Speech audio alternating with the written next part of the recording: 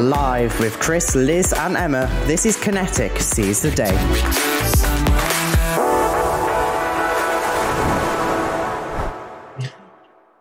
Hi everybody! Hi. Happy February! End of February. Good evening and welcome to Seize the Day. How are we, ladies? Really good, thank you. Although probably Emma's feeling better after the rugby result. Yes, definitely. Just sniffed in there, didn't we? Did you enjoy the rugby, Miss Pawsey, this evening? I did, but I didn't get to see a lot of it because I was just on my way back from them, so I only saw like towards the end. So I didn't watch it, I was listening to it.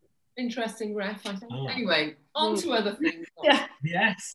Well, it's topical, isn't it? Topical. Thank you all for joining and tuning in, whether you're watching this live or you're watching it later on, to Kinetic Seize the Day. On this evening's show, we've got some fabulous special guests later on, two of our senior performers, with a capital S because they are getting on a bit now, are going to be joining us to talk about their experiences at Kinetic. We've also got a performance from one of them as well, from a past show that we've done. We're also going to be talking about what we've been up to over the past month since you saw us last, and some exciting projects that we've got coming up ahead this year. So since our last monthly chat show, what have we been up to? Do you know what? Kinetic fills a lot of my life at the moment. I mean, it always did, but now it just is so much more important to me. It was all, no, that's the wrong way of putting it. It's always been really important to me. But it's like, let's face it, it's the only thing I've got at the moment. Do you not think that? That's quite an interesting point, because there were times, and I think we can all appreciate this, that we seem like we're juggling an awful lot of things, not just Kinetic. But for me, it feels like, we were just saying just before we came live on air, that it's nearly a year until all our memories will be lockdown-related memories. Yeah. And we've done so much over the past year. Like, I know we've said that, in the past, but, Kinetic has been like that main thing that we've kept going, haven't we? Yeah, and I hope it's helped other people get through, because it's certainly helped me. Every time you come up with a new idea or a new project, it's great, isn't it, Em, to just have something to get your teeth stuck into and just have something to focus on. It's been brilliant. So I hope it means the same for other people that have been involved too. Yeah, I think it's become even more sort of the heart of life, if you like, at the moment, because, like you said, obviously, what else is there? Because obviously we work as well. You're retired now, so right. It's a career change. Yeah, career change, but there wasn't much going on.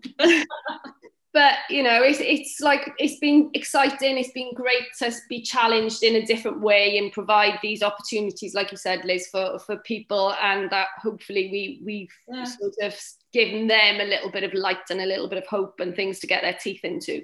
And I hope they know that they've done the same for us, because I really look forward to rehearsals, Kinetic rehearsals and Broadway chorus rehearsals online, because it's so nice to, even though it's not like your normal rehearsal situation, it's fab to be teaching something, and for people, you can see them responding and singing. So I do appreciate it. I really think that they have. I mean, we've had some amazing feedback from parents and from performers, about lots of the different projects and things that we've done during lockdown. And you're right, it has been a tool for us all. It's become, I hate that phrase, the new norm, but as we've all kind of adjusted to a different way of working, which we've made work for us, it has it's helped me. I know it's helped you guys, but just for example, some of the parents, when we've before the primary school foundation phase went back, when we were doing all the free workshops that Charlotte and Jade were doing throughout the week, we had some lovely messages from parents, didn't we, about they were having more contact with their Kinetic staff than they do with their primary school staff. So having that contact has made a difference to us all, which is amazing, really. And also, you mentioned parents and things, but people that just comment on our posts on Facebook, it's really nice to hear from people, people we haven't seen for such a long time in person, but we still feel we're in touch with them. So it's good. And it's just the opportunity as well for the kids to come together as family and feel that they belong to something that, in this strange time. Yeah. whenever I've posted this on our Kinetic page, whenever I have like a bit of like a wobbly day, or I think like, oh, come on, I just want to get back to it properly, I always watch that summer rehearsal clip, that when we all got back to there. It's like a little tonic, that and a gin, but it's just it's that reminder, and I think, you know, that's an amazing thing. When you posted When You Believe the other day, and then you've got the clips in the middle of that, I was like, oh my, I was welling up. Yeah. Anyway, moving on, looking forward. Yeah, definitely. And I think, you know, we have been busy behind the scenes, you know, planning moving forward, haven't we? Because for a long time, we've just been thinking, right, let's just take this week as it comes. And obviously, we've got lots of stuff happening. Obviously, we're still running the company, theatre school, and the academy. So we're planning week by week for all those things, everything which has kept going. But we've also now started to plan a little bit further ahead, haven't we? And what do you think the importance of us doing that is at a time like this? Well, I think more than anything is to provide the students, our kids, whatever you want to call them, with the hope that they are going to perform on stage again. It's that, you know, it's vital that they keep those skills going. Like you've said so many times, it's easy for them to down tools at this time and not stay on top of their skills and not stay on top of their singing or their dancing or whatever. But, you know, things are going to get better at the end of the day, and we are going to be able to perform again, and we need to be like really, really good. I was going to say something else then. Really, really good when we get onto that stage. So, you know, and it's great for them to have that, you know, to realise, yes, it is coming. There is a day when we're going to be on stage, and we know, and like Liz said, those rehearsals are going to pay off, albeit the fact that they've been on a screen, they are going to pay off, because we know that when we have come together, like in the summer, they have listened, they do know their harmonies, they do know their dances, albeit they might have to change direction occasionally, but, you know. Not my fault. Yeah, well, I think also because Kinetic has never been, we've never stood still. We've always been looking for a way forward, to change, to evolve, for new challenges. So for us and for all our performers, it's important that we've kept that going, and now we're looking forward to doing that. And that is like, it's just so important to me, and I know it is to you guys, that we keep that evolution going, you know. Plus, I am so looking forward to the summer festival. Oh my goodness. I'm having a popcorn machine, and I'm going to be on the candy floss thing. Oh, I love it. And I know, like, definitely, for me, there was a time when we started to edge forward with our planning, and then we had to kind of pull back. But then we still managed to do things like, you know, the Christmas show and stuff, that we managed to do that online, which is amazing. I can't believe we pulled that off. All safe. We were so lucky to get through those terms. It was like getting through the end of each week. But now, literally, I know we used this. We coined this term last year when we did, you know, that kind of like project, you know, Out of the Darkness. But it does feel like now we are coming out of that darkness. Yeah, absolutely. And, you know, looking towards starting to plan things down the line now. I mean, I messaged you the other night, didn't I, Liz? And I was like, ooh, what show should we do for this Christmas then? You know, so it was like, you know, we can start thinking, you know, that far ahead now, that way. And we know, I think, that there is a future like that, because we know people are being vaccinated, and that's progressing really well, isn't it? You know, people are now having their second vaccine, which is brilliant. Definitely. And a massive shout out to our amazing, well, he's more than our Kinetic photographer. He's our granddad, dad to all of us and the performers. The amazing Pete Rankin, who had his second jab. And, you know, so, which is amazing. And somebody who we miss dearly, because we see him so often in the week. I mean, you know, we all still keep in touch. But again, you know, we've got such an amazing team at Kinetic. Sometimes people don't kind of like see the full extent of us. There's much more than, you know, us three. Well, this is an example, isn't it? Because Matthew's behind the scenes working on everything for us tonight. So, definitely. So I am really, really excited about, you know, things like, you know, the return of our summer festival. So in terms of like, you know, what we've got to look forward to this year, so we've got the next big thing we've got is our live stream performance of Avenue Q at the end of April, isn't it? Yeah, absolutely. And we'll be ready for that, because we're kind of ready now. It's about polishing the show, isn't it? Yeah, really. Rehearsing with the actual show puppets. Yeah. How amazing is it going to be though? That last week, just so everybody at home knows, that last week of April, we are going to be back home at Welsh Call, you know, with our production, with our set, our band. Live musicians! Live musicians! Real live people! Breathing. I For hope a so. live stream production of Avenue Q. We know we can't have an audience, we know that, but we can have a live performance. It's going to be amazing, isn't it? Yeah, it really is. Oh my God, that moment will just be incredible. Just that like curtains up and go for it, and the baton down and woo, cans on. Yeah. I'm going to share with you this dream that I had. It was the opening show of Avenue Q.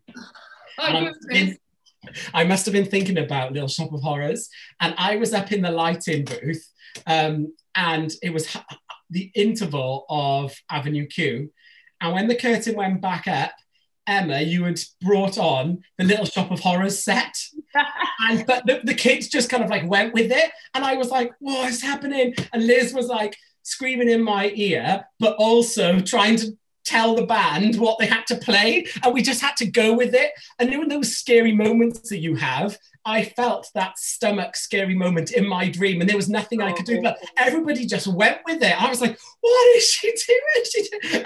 And we just went into the second half of Little Shop of Horrors, and everyone just went with it. You've got a lot to answer for. Okay. We've all had those kind of dreams, and we've definitely had them. Those panicky, oh my God, we're playing the wrong show in the wrong place, and the kids are in the wrong place, and what have you.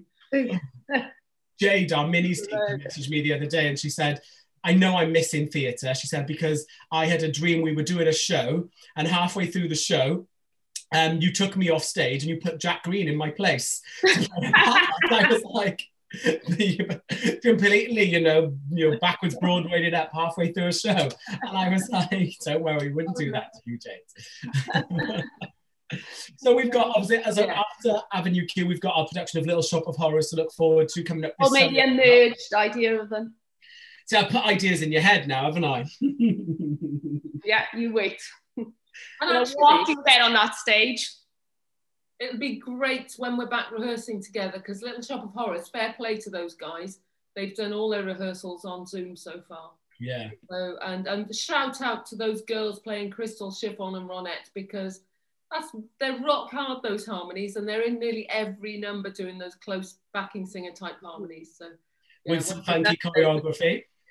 Yes, they told me about that. Oh, Liz, you won't believe he's got spinning and doing this, that, and the other. Well, we have to sing. Business as usual at Kinetic School of Performing Arts, then, isn't it? Even though we're online, we're not rehearsing in person, we still have exactly the same, same approach. Yeah. It's going to be fab. And I completely agree. A huge shout out to our Little Shop cast. I know when we all get back rehearsing together, we're going to have such that really close, family ethos of excitement, and what a really nice way, rehearsing safely in our two small casts to kind of like return, to producing theatre, but giving us all something to work on, as we move, through the spring into the summer, and then, relaunching Kinetic Fest 2021 alongside it. Yeah, sorry, I jumped the gun a bit in saying about that earlier, but No, it's exciting. It's exciting news, isn't it? It's going to be fabulous. And just really making sure we've got a big. Last year it was a reason to celebrate. We felt, we'd been in lockdown and we'd come out of it, and we didn't know we were going to be going back in and out of it again so abruptly. Yeah. But I think this year more than ever, I think it'll make us appreciate just everything so much more, won't it? It's going to be a massive party vibe. That's all I can say. And this year I want confetti cannons. Yes, where were they? Yeah, we were supposed to have them last. Who said I weren't allowed to have them because we'd have to clean them up off the grass? Sue Miles, if you're listening, fine. It'll be biodegradable and everything. It won't be big bits of glitter. Emma will get one of those leaf blowers out and blow it all over the cars. Yeah, you and Pete. Oh, how amazing. And I think it's really, really important, the subject of looking forward. And I mean, I I can't believe that this year we turn obviously 8 years old at Kinetic. 8, that's crazy, isn't it? Like, I know, what are we going to do when we're 10? What's that? Because remember City wow. Hall. I know. So we've got some exclusive news. So on the subject of looking forward, and we have to plan these things in advance, and it was probably about a month ago, and I was thinking, you know, we're turning 10, what are we going to do to mark it? I know we've joked around with this in the past, and I started making, you know, some inquiries based off our discussions, but we've booked a fabulous venue for our 10th birthday, haven't we, ladies? We have indeed. Where are we going? Barry? No. Hall. Yes, St. David's Hall. So we are doing a huge 10-year anniversary show, extravaganza, on the 21st of April 2023. Now that sounds like a long time away, but we want to bring back anyone who's ever had anything to do with Kinetic in some way, shape or form. And how we do that is going to be a really exciting way of us to work around, whether we can have the performers a mixture of live, them streamed in, you know, all these new skills we've learned, performance technology. When we did City Hall, you know, back in 2018, obviously we learned a lot, you know, from that, but we've grown so much more since then. And we've, you know, during COVID, we've adapted and found new ways of bringing performance. So kind of like all bets are off really, aren't they? Absolutely. I'm thinking we need an adults, like parents and families number in there as well. Oh, could you imagine like a big We Are Family type number? That would be amazing. Yeah. It's such a beautiful fab space, City Hall, isn't it? Yeah. You mean St. David's Hall? St. David's Hall, yeah. What did I say? City Hall. I love City Hall, but frankly, I'm not doing all that shifting of gear again, ever. Well, we filled it, didn't we? We filled it. Yeah, there was for anyone else. Yeah, no, absolutely. All my friends that sit on the stage. So that's an amazing thing that we've got to look forward to. And we'll start planning, you know, of that, you know, this year, in terms of, you know, what that's going to look like and who's going to be involved. Yeah, we'll need to be planning that, and you know, we've already started thinking about numbers for the summer festival. Yeah. So yeah, we're all good to go. So there's so much, you know, for anyone out there who knows anybody who's got a passion for performing that wants to join our huge Kinetic tribe, you know, now is a really exciting time, you know, to start inquiring about joining in with us, see what you can get involved in, because we aren't standing still. We're very much looking forward, and not just, you know, 2021, but looking forward beyond, of how, you know, we can continue to all work together, creating some amazing, you know, material. Yeah. So don't keep it to yourselves. Do share that we welcome you, you know, new people all of the time, because when you think about it, lots of people have not had those opportunities. Yeah. They just, other companies may not have put on the opportunities we have done. I know some have, but you know, it's been a little bit dry for some in some areas like that. So, you know, they might want to join now and be able to look forward to the future, the summer and Christmas and you know, beyond. And I think the arts will very much grow, like, and explode, like, with, you know, having been held back for such a long time. And I think it's a really good time to get involved, you know, because I think it's going to become stronger over the next few years. Oh, exciting. Oh, fab. I think we should bring on our first guest. Definitely. So our first guest, Miss Kaz, that we're going to be joined by. When did Kaz join us here at Kinetic? What year was it? 20? It was, wasn't it? When we were at St. Peter's Hall. Where was rehearsing in St. Peter's Hall? Right, let's bring her on and we can have a little chat with her about her journey into Kinetic and talking about what it means being involved in the arts to her. There she is! There she is, looking as glam as ever. Good evening, sweetie. Hello. See you all. Hiya. Big virtual hug. How are you, love? I'm good. I'm really good. Yeah, I feel like the weather the last couple of days has just like transformed everyone's mood. Well, mine anyway, and like a lot of people I've spoken to. Like waking up in the morning and seeing blue sky.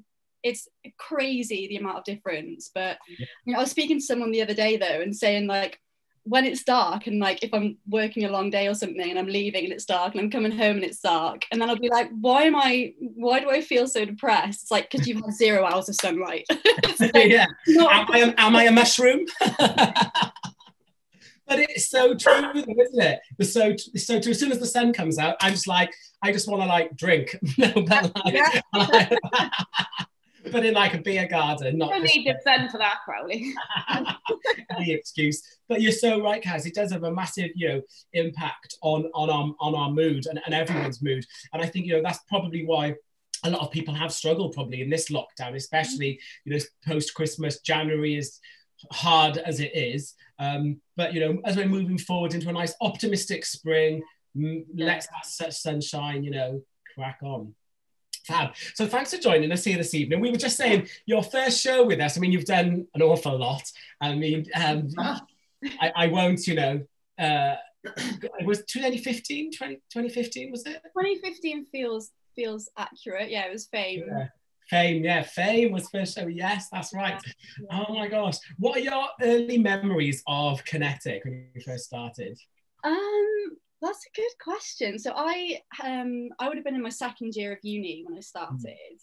And because I'd done shows like all the way through school and loved it and was super involved with it, did some great stuff, and then came to uni and there wasn't really anything.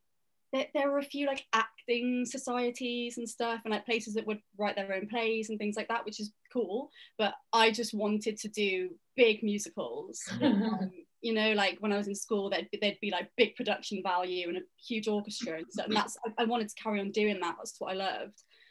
So I remember like Googling just companies in the area and like scrolling through and clicking on every single one and seeing like, are any of these, and so many of them were either for like really young kids or like amateur dramatics, operatic societies with like lots of older people and like not really very big, they perform in like village halls and stuff.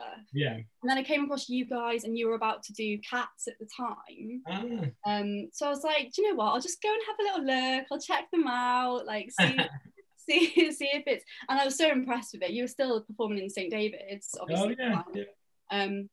But I was really impressed with, like, I mean, for a start, Cats is like such a ambitious show to do, like for a company. And yeah, I was just like, yeah, this is great. And you were advertising for auditions for your next show, so dragged my friend James along. Of course, yeah. And my first impressions were, I was obviously intimidated, like everyone was kind of in college together at the time. I think obviously the company's grown a lot since then. At the time it was a lot of people just from St. David's and quite like this, and me over here like from a different town and like different age and everything. But yeah, as soon as we started work on the show, everyone was just so enthusiastic and like just chucking everything into it. So it's just it was really exciting. Oh, fab. I think you and James joining Kaz were kind of the start of us opening up to other people, not just college people. So damn well done to you two, because it's not an easy thing to do, is it, to rock up when everybody else knows each other. And there were some strong characters in there. You've got Dave, you've got Kieran, they're all in their little like clique in the corner, like looking at you, like, who's that? You don't go here. I remember them all listening at the door, like when we were auditioning. I was like, oh God. But no, they're all lovely in the end. But Liz, it's true though, isn't it? It is, because I think that was the start, and we've said that a few times, of us then going like, because it never was exclusively, for, the students, at St. David's, but that always made up the biggest part of our cohort. And that did kind of like open the door and show other people that you don't have to go there, to join, so, and you guys kind of were instrumental in demonstrating that, which is amazing. And gosh, rehearsing in that lovely St. Peter's Hall. You still got the keys? I think I have still got the keys, somewhere hanging up here. I've got keys for all sorts of buildings. So just a little disclaimer, people of Cardiff. I probably, if we've ever rented one of your venues, I probably still have a key for it. Oh gosh, but how amazing though, thinking about how, you've been involved in Kinetic's, massive kind of like growth over the years. I mean, just from your perspective, how has it developed and changed? I think obviously there's the venue thing, like I would never have dreamed I could perform in a venue like Royal Welsh. Like it's phenomenal, like the feeling of being on that stage, and it's such a beautiful building as well. So that physical aspect I think is a really big one. But then just like the ambition of the shows we've been able to do, like even like fairly early on in my kinetic journey, we did Legally Blonde, which is like such a huge, like massive production value.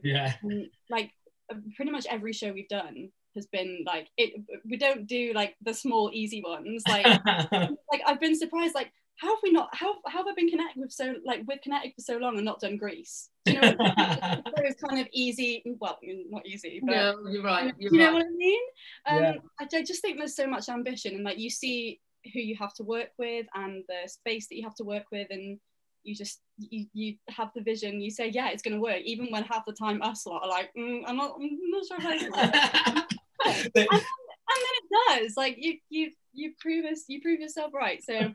You know what happens? We're like having a beer somewhere and we go, should we do chorus line? Yeah, let's do that. I like that one. That's literally how it works though. None of us have got a clue about, we've agreed to do shows literally off the cuff like that in terms of the planning. And then we've applied for the rights, got them, and then we've looked at the show, and then Liz has gone, do you realise how many players are in this? Or do you realise we need X amount of boys for this? Do you realise? And I'm like, yeah, we're doing it now though. So, but no, we have to. But I love that buzz and I love that challenge. For me, that is kind of like making it work. Like I like being ambitious.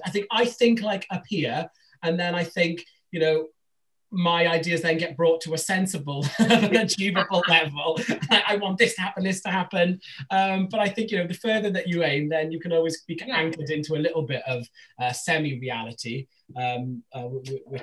which is important.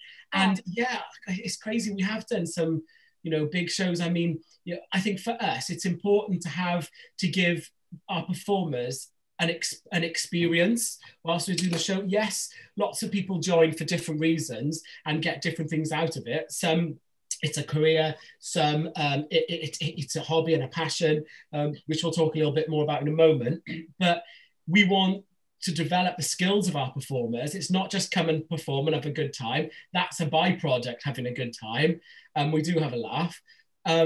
But we want to develop the skills of the performers, but also think about the theatrical experience, the amazing opportunity of singing with the live band and live orchestra on a great stage with, that production value. And I think, being able to offer that is, a really big deal for us.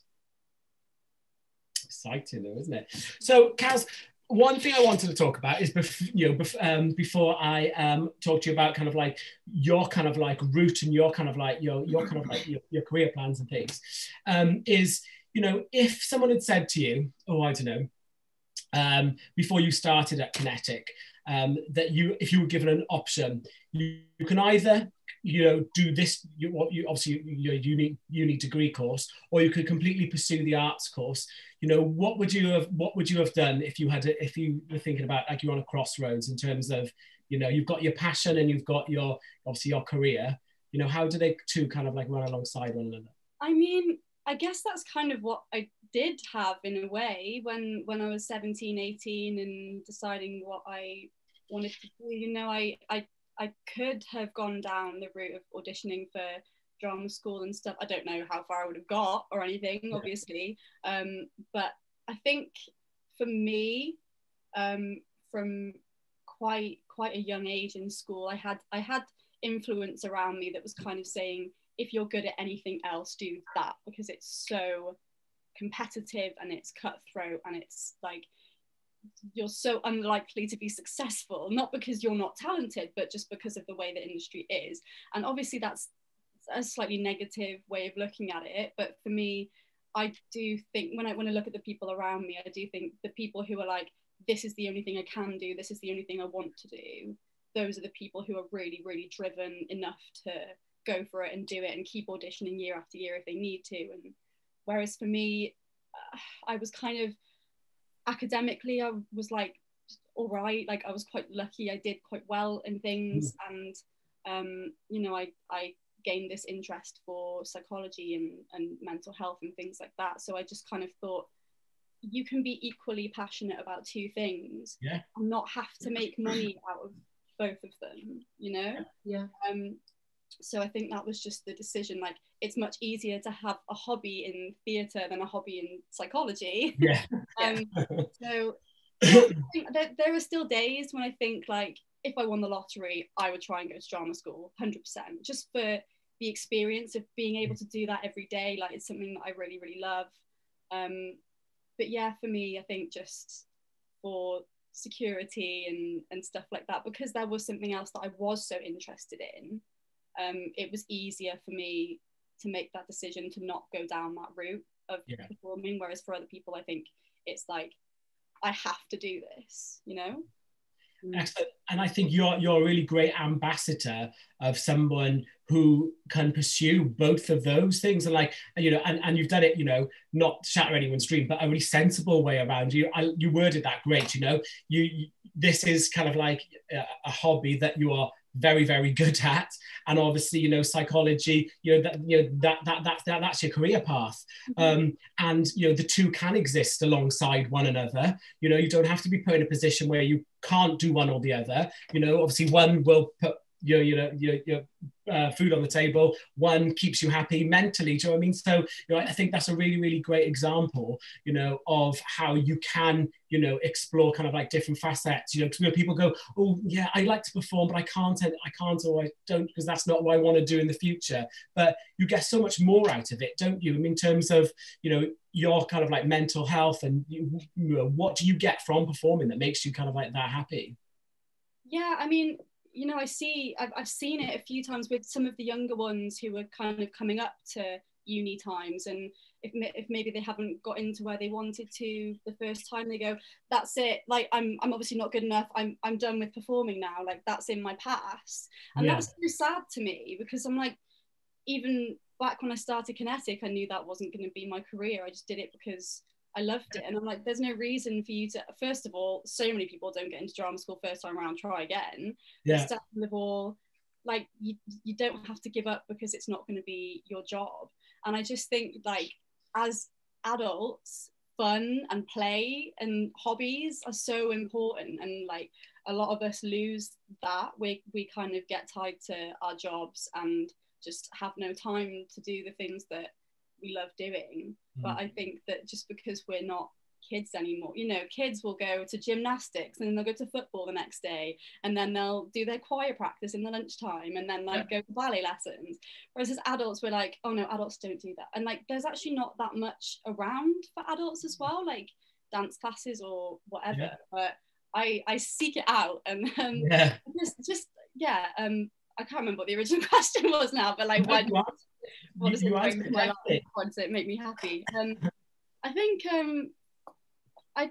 there's a few different reasons. I think there's validation in doing something that you're good at, and people telling you that was good.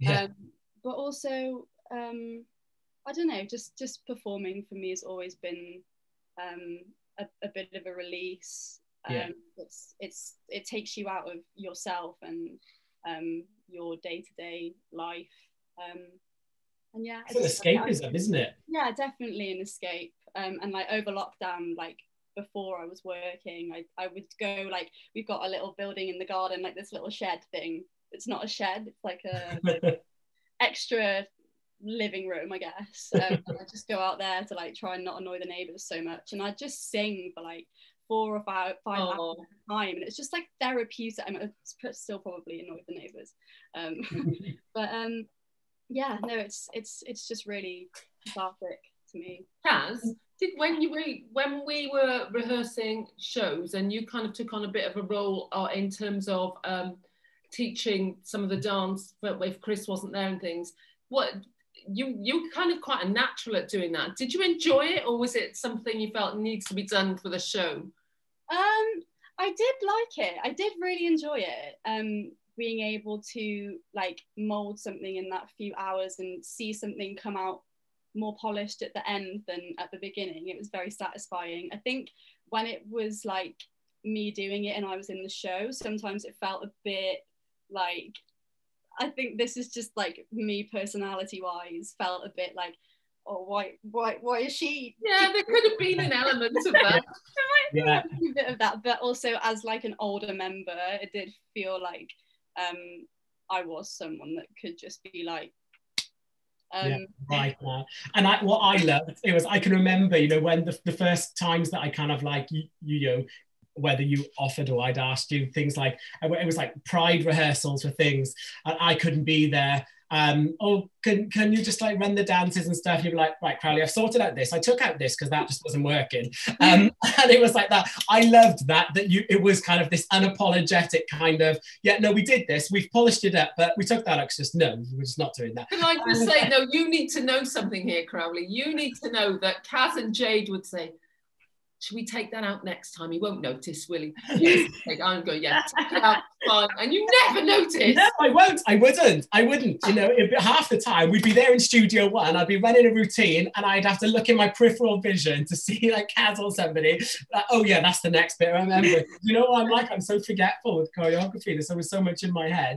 And I really enjoyed, obviously it was a shame that West Side didn't get to happen, but I really enjoyed, you know, for those who don't know, Kaz was on board as one of our associate creatives as West Side.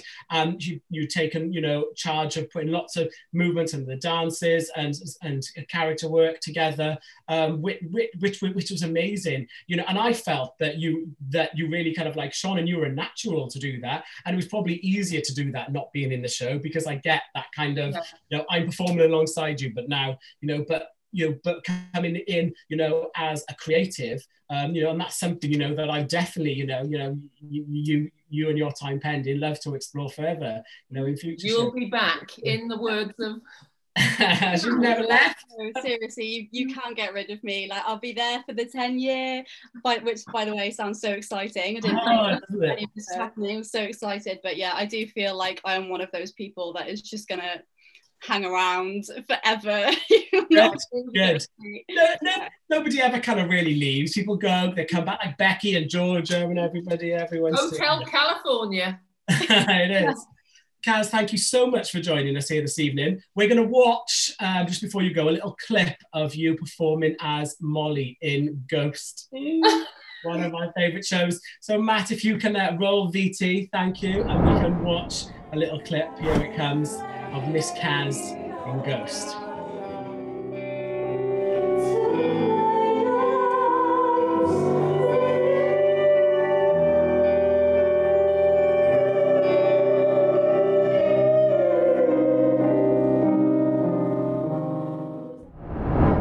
Oh, cute, there she is.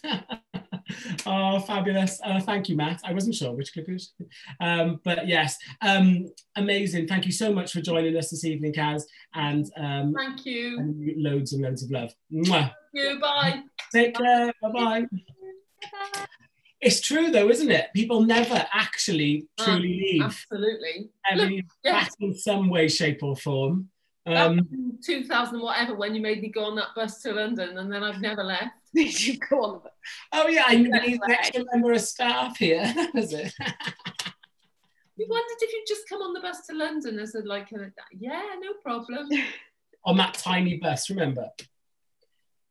It was a really small minibus. It was boiling on there. Yes, that when we went to the Her Majesty's, it was really low roof. No, I remember. Okay, let's bring on our second and final guest of this evening, the fabulous Mr. Kieran Rankin. I've known Kieran longer than either of you. Yes, yes, you have. Tails, no doubt. Here he is. Hello. Evening, sweetheart. Hello. How are you? I'm good. You okay? Yeah, I'm good now. Very good, thank you. What have you been up to? Oh, in what context? What have I been up to? Wow. You can talk about, on here, Kieran. What have you been doing? What have you been doing? Tell us, because obviously you've gone back to university, and you've been busy with Dixie as well. So to give us a little update on how things are going with that. So I've moved house as well. I moved house in December. So I'm now living with my best friend in our own little place in Canton. Hey, Alex. Yeah, hi Alex. In a different room somewhere. I re-signed up for university. I'm going to try it again for the second time, not third. No, it's second. It's second. This time I'm doing events management because of my work with Pride Cymru and people like that. I've really enjoyed the more technical side of it because, as we know, I did a lighting course first, and I just think the reason that didn't work, it was a bit too specialised and too focused, no pun intended. Your interest is broader than that, isn't it? Yes, yeah. This one covers almost everything you'd need to put a live event together, which I've done 90% of the stuff with you before anyway. Yeah. So it's really helpful that I've got that experience, but now I'm looking at it, I'm going, oh, that's how you're supposed to do it, is it? Whereas, and it's true, for those of you that don't know, Kieran, has been a performer with us here at Kinetic for forever. But also does, he's lit lots of the shows, more than that, the production, managing them, especially for lots of the youth shows, much more helping me find set, booking it, sorting out, equipment arriving, sorting out things in the venue, coming up with an artistic plan of how it's all going to work. Like I said, decorated the wall behind you. Yeah, I was just going to say, designing the posters. He's responsible for all this artwork as well. Very, very, very involved, in lots of different ways. So that's why I think, a course like events management, where it is such a wide area of specialism, plays to your skills, doesn't it? Yes, yeah, it's really nice to dip my toes into different sides of different things. The only one I'm not enjoying is finance, but no one ever enjoys finance. Oh my gosh, it's like BTEC performing arts all over again. Business. It literally is. Business with Pam. Shout out to this Pam if she's watching. So, Kieran, are all your is it all online? You're not obviously live in. Yes, yeah, everything's online. Just a bit annoyed at the moment. It's it was okay to start with because when it first started in September, we were kind of doing half and half in a way. Yeah, so we were doing 90% online. What was that? Chips and rice. Yeah. Chips and rice. Chicken curry off the floor. So we did, I can see Liz's face. So we did 90% of our lectures on Microsoft Teams.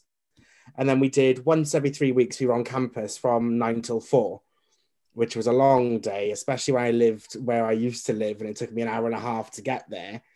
So I used to leave at 6:30 in the morning and it wasn't that enjoyable. Oh, that's not good, Key. No. But now I've moved. We haven't been back on campus once since I've moved. Oh, no. So it's typical. I'm now a 10-minute walk away and I can't get there. But so yeah, the moment it's all online, that happened. And we've been kind of, as a university, they've been taking it on further than what the government is saying. So before the government announce when dates are, they're we've decided, well, no matter what they say, we're going to stay online until this date, just in case and all that. But it's the main module we're doing at the moment is event design, and we're supposed to be planning a physical event to happen at the university in May. So they're just be warned, you might need to plan for an online event. We'll see what happens. Yeah. Gosh. And when I messaged you the other night to say about St. David's Hall, didn't I? And you were like, exciting news, wasn't it, for our 10th birthday? I couldn't let you find out. Nobody else found out. That is such a great idea, because at least with St. David's Hall, there's a stage there. Yeah. Oh, I know. Yes. And that's the appeal. That's part of the appeal. We can rock up there, Yeah, there's a stage and seats. We don't need to do anything. I love it. The chair's a long way round. I know. I was watching when you were talking about City Hall, and like you said, it was a great experience, but never again. I wouldn't sign up to do that again, especially when we got there and they'd arranged the whole room, and we had to be like, no, Wrong way. completely wrong. We're not going to fit everyone on that tiny little stage you've got in the corner. Oh gosh, We're building our own. memories. Yeah. I suppose, Kieran, you know, when you first started with us at Kinetic, how old were you when you started? Oh, there's well, it depends which time you mean when I first started, because I did leave a couple of times. Joined and then joined again. Because I joined the original cast of Rent. Yeah, that's right. Did. Back in 2000. And I left that because I joined late, and I felt like everyone was already cliquey without me, but I didn't realise then that they were all like in college together, so that would have made sense. And then I did one of the varieties and didn't do it in the end. So when I actually physically started was the first Beauty and the Beast you did. Yeah. With Carl and Bailey and all of those. So I don't know. I think I was in year 11 because I was also playing Beast in high school at the same time. I must have been 2014, wasn't it? Yes, yeah. And obviously you know Liz. You met Liz before us. Yeah. Yes, I did. Yeah, I did. For a long time. Oh, yeah. And the thing about that is, the day I started at college, she still spelled my name wrong, even though she'd known me for all those years. Oh, thanks for that. Thanks very much. That's normally me that spells people's names wrong. Yeah, it is. You don't even know people's names for the first Kaz, in the first show, she was Chloe Welsh and Kaz Walsh. I got them the wrong way around. Oh my God, yeah, in the programme. Yeah, but at least you weren't Emma Pasway. I know. There's so many times though when I've sent him things or he's sending me artwork and stuff, and I'm like, he's like, yeah, you spelt that wrong, or do you want it spelt like this? I'm like, no, but you know how it needs to look. And the great thing is of working with Kieran, you know, he knows exactly how I work, which is a little bit chaotic. Rolled his eyes. Yeah. It's like, look, I kind of want it to look a little bit like this, but like that, with a bit of sparkle or whatever. Right, yes. My favourite is, before we do go into a show, he's like, right, I need these colour lights only. I'll need a red and a green. That's it. And I'm like, okay. So then we'll be sat there in the tech rehearsal and go, can I have a bit of purple now? And I'm like, no, you didn't ask for purple. You're going to have to settle for red. But you always make it work though, and it looks fun. Oh, yeah. It's always fun. What's some of your favourite... Go on, Liz, sorry. No, I was going to say, so after Beauty and the Beast, what were you in after that? Was that the next one Cats? Was there a review show in between? You didn't do Grease, did you? No, I didn't do Grease because I was in Les Mis with a different company at the same time, which I was gutted because I'm one of the only amateur performers that exists that has never partaken in Grease. Babe, count yourself lucky, that's all I can say. Emma, so yeah, I did production of Grease. Emma, were you in a production of Grease when you were younger? No, love, it was all HMS Pinafore, Gilbert and Sullivan and Joseph with my school. I could have seen you as a Rizzo, that's all. Rizzo. Yeah, definitely. Yeah, it was Beauty and the Beast, then it was, which review show was first? The one with Chicago in, where Emma choreographed Mr. Cellophane. all that jazz, yeah. Oh, yeah. Where Mr. Cellophane was born and never left me to this day. I did that. I rinsed that song for so many assessments, and he was like, you can't do that again. And I was like, are you sure? Can I just do it in a different key?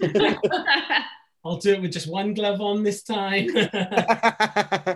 And then, yeah, it was Cats. Cats was where I would say for a company as well, Cats was where it went, oh, this could go somewhere. Yeah. I think for a lot of people, even the audience, it was the amount of effort that went into that show. Like, I'll be honest as well, like Kaz was saying about things, when we started it, I was like, I don't know how this is going to work. Because I loved Cats anyway. I'm one of the few people that actually loves Cats as a musical.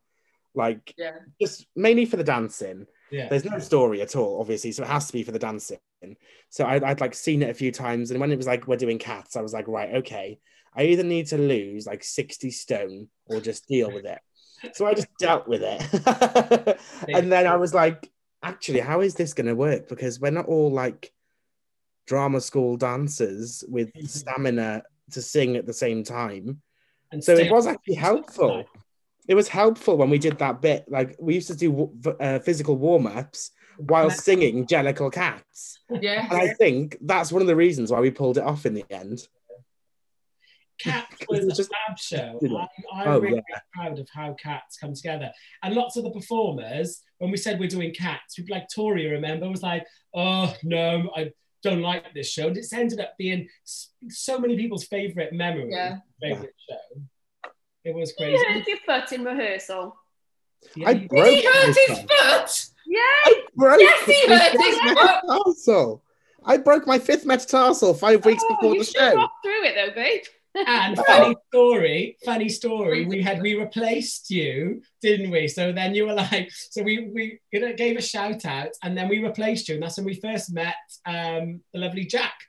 That's when we first met, and then so do you remember that? And then he came along, and then I think there was a reason why he couldn't commit. So he had, you know, a similar kind of start to Kinetic. He started, and then I think he maybe felt we were too far throughout the rehearsal process, and then obviously him and the fabulous Georgia then joined us for Rent later on. And then I think he was doing Rock of Ages at the same time or something, and it started clashing or whatever. Yeah, and then I had to, in true Crowley style, he was just like, well, you're gonna have to do it, didn't you? Yeah. And I was like, great. So we're reducing my entire like dance solo and just do a couple of kicks and walk around a bit here. And then it pulled it off in the end. It was all right in the end. Yeah. Absolutely. What I suppose, what is your, because you're involved in so many different aspects of Kinetic, from, you know, obviously the marketing, design, the tech aspects, the performance aspects, you know, and you've consistently done a mixture of all those things. What's it like from your perspective, you know, and what's your kind of like favorite, if you've got a favorite aspect? Because, you know, you're in quite a unique position really as one of our performers, but also one of the team as well. I suppose like Georgia and Jaden. Yeah. Right? It's when you say what it feels like, it's a nice feeling, because I'm such a perfectionist when it comes to things like shows. Yeah. So it's nice to be able to almost not just appear in the show, but take control of other things as well. Yeah. Because I can be like, well, I want the poster to look like this, so I will make the poster look like this. And you just when it comes to artwork, you mainly agree with me most of the time. Yeah. And then when it comes to the youth shows, I'm like, okay, I know how I can make this show look incredible by using these couple of things that we've got around us. So it is like you said, it's a very unique position, but I wouldn't, even though it's sleepless nights usually, especially when we do back-to-back shows. That week that we did 3 weeks of we did a show for Emma, we did one of our youth shows, we went and did the show in Bristol, do you remember? And then we went and did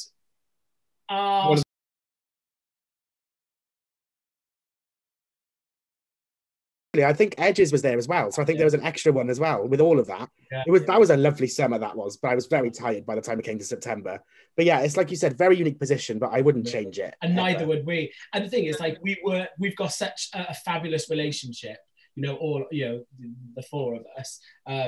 And I suppose it allows you to work as a performer and as part of the creative team, but also, you know, your input, you know, is so, you know, valued in terms of your ideas, and, you know, and be able to trust your artistic decisions, because you a lot of the time, you know what I want before even I do. Do you know what I mean? I'll be probably late to the atrium because I've had to be teaching. Like, what time you get in there, Crowley? I'll be there at 3, 5 o'clock. I come in, sorry. And you're like, right, I've done this, this, and this, and you'll show me. And I'm like, perfect, you know. Yeah. And then you did Beauty and the Beast, and you did the rose. Yeah, you're like, I know you'll love this. And I was like, oh my God, I was going to ask for something like that. So you kind of know what I want. There's so many times. Because we go out too much, shall we? Oh, no, we don't. We don't go out enough. There's times when we are sat in one of those little lighting boxes and you're like... Blackout. Well, that as well. That was Step Into Christmas was the worst for that. Not to mention the situation that happened on stage with the child. Hemlo throwing up. Pitch Perfect style and everything. But it was like any time anyone would say something on a mic, you just go bump and it would just go black. And I'd always have Pam, because she was sat there. She'd always go, like, what's going on? And I'll just be like, I'm just going to leave it now. But yeah, there's been times where we've been sat in those little boxes and you're like, oh, I'm not quite sure what I need here. And I'm like, how about this? And you're like, oh, yeah, that would work. See, it's that absolute trust, that is. Kieran, talk to us, because it is Pride Month, about a little bit about your involvement with Pride and what you do for Pride, and how that kind of like complements all your other work as well. So I like to keep very busy, because otherwise I get very bored. So I always have a lot of fingers and a lot of pies, and a lot of pies in my mouth as well. But Pride Cymru, I would say my main role with them, not just general anything on the weekend, is I'm the cabaret stage manager, or last year the cabaret manager instead of stage, because there wasn't a stage. And my main responsibility is wrangling drag queens, making sure making sure they're all happy, which is never the case. No one ever wants to go first. No one ever wants Mary to go first. She'll love that. Oh no, she's kind of the easiest to work with, because she's like, right, I'm here at this time, there at that time, here at that time, so I've got this time free, and I'm like, okay. So yeah, I book all the drag queens, I sort the running orders, try to make everyone happy, but there'll always be people that complain. There is with everything. So yeah, I do that, and then my mother's involved as well. She does the accessibility. Big shout out to Helen. She makes sure everyone's catered for and everyone can attend the event in the best way they can. And it takes up a lot of the year, but it's one of the best weekends of the year, I would say. Very rewarding. And we love performing at it as well and being a part of it. Absolutely. Kieran, thank you so much for joining us this evening. Before we let you go, we're going to watch a bit of you. We're going to watch a clip of you in action singing "Moon and Me" from Adam's Family. So Matt, take it away. Let's have a little watch of this.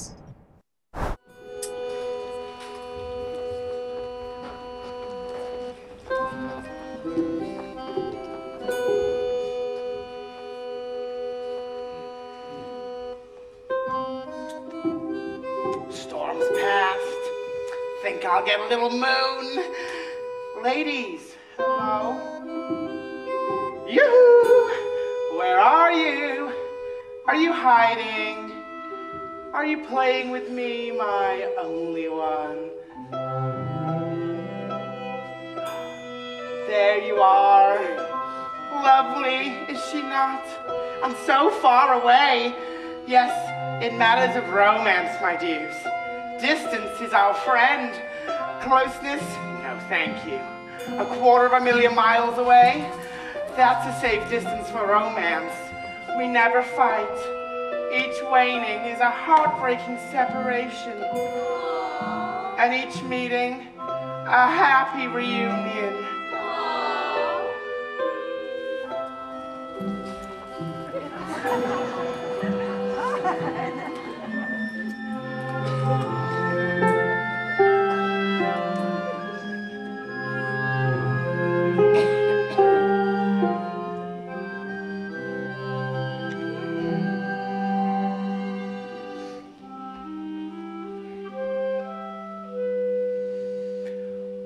When the daylight ends and the moon ascends, I would rather be just the moon and me. When I feel her pull, then my heart is full, and the night is softly, sweetly calling. Faster look and see. La la la la la la la la la la. It's a dream that's coming true when the moon says I love you.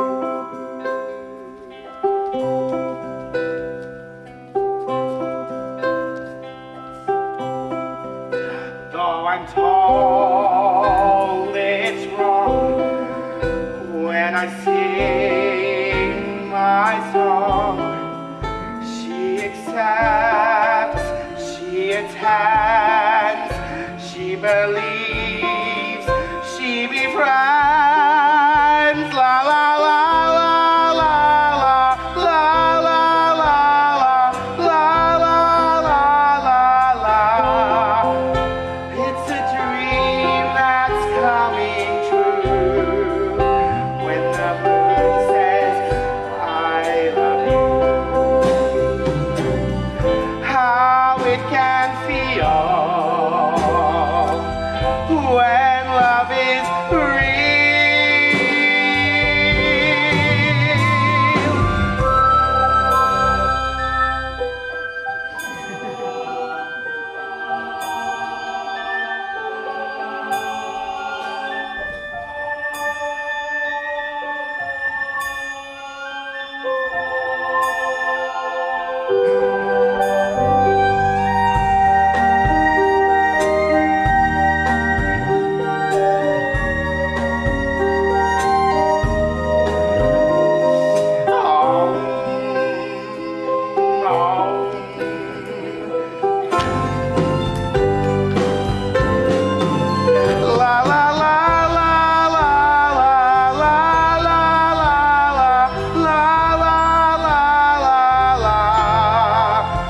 It's a dream that's coming true when the moon says I love you.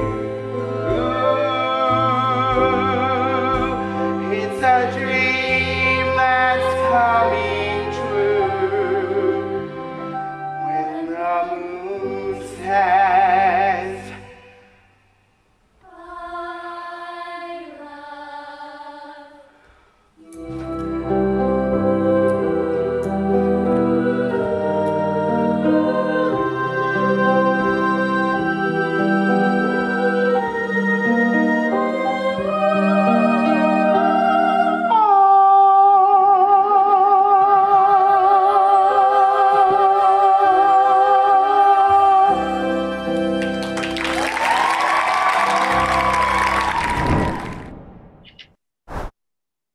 Nice. Oh, amazing. Fantastic. Oh, fabulous. Oh, that took me back. What a beautiful show that was. Amazing. Well, listen, Kieran, thank you so much for joining us here this evening. It's been lush to see you. And thank you everyone at home for tuning in. And if you're tuning in later or watch it later on, enjoy it as well. And we'll be back the end of March for our next edition of Seize the Day. Stay safe, everybody, and take care. Thanks, guys. Bye. Bye. Take care. Goodbye. Oh.